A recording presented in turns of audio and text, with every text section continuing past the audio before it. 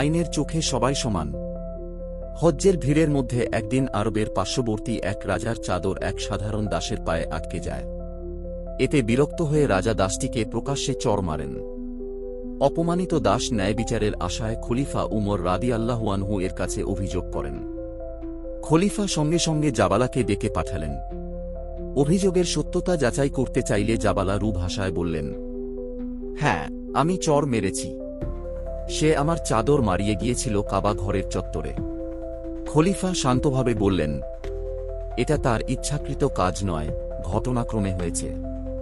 অহংকার ভরে রাজা জবাব দিলেন, তাতে কি হয়েছে? যদি এই মাস পবিত্র হজ্জের মাস না হতো তবে আমি তাকে হত্যা করতাম। জাবালা ছিলেন খলিফার ঘনিষ্ঠ বন্ধু এবং ইসলামী সাম্রাজ্যের এক শক্তিশালী মিত্র। তবু খলিফা উমর রাদিয়াল্লাহু আনহু ন্যায় বিচারে কোনো আপোষ করলেন না।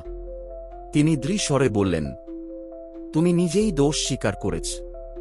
যদি ফরিয়াদি তোমাকে ক্ষমা না করে তবে আইন অনুযায়ী তাকে তোমার গালে একটি চড় মারার অধিকার থাকবে। গর্বিত সুরে জাবালা বললেন, কিন্তু আমি তো রাজা, আর সে তো কেবল এক দাস। খলিফা সাথে সাথে উত্তর দিলেন, তোমরা দুজনেই মুসলমান, আর আল্লাহর চোখে সবাই সমান। এই কথায় রাজার অহংকার ভেঙে খান খান হয়ে গেল। গর্ব ও অহংকার কোনো মানুষের ধর্ম নয়।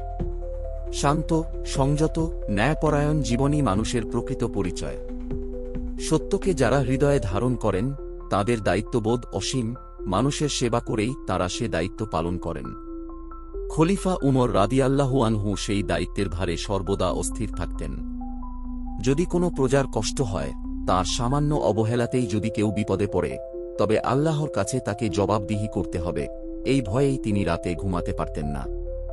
অন্ধকারে তিনি নিজেই বের হয়ে দেখতেন, কে ক্ষুধায় কাঁদছে, কে রোগে যন্ত্রণায় আছে, কে শোকে ভেঙে পড়েছে।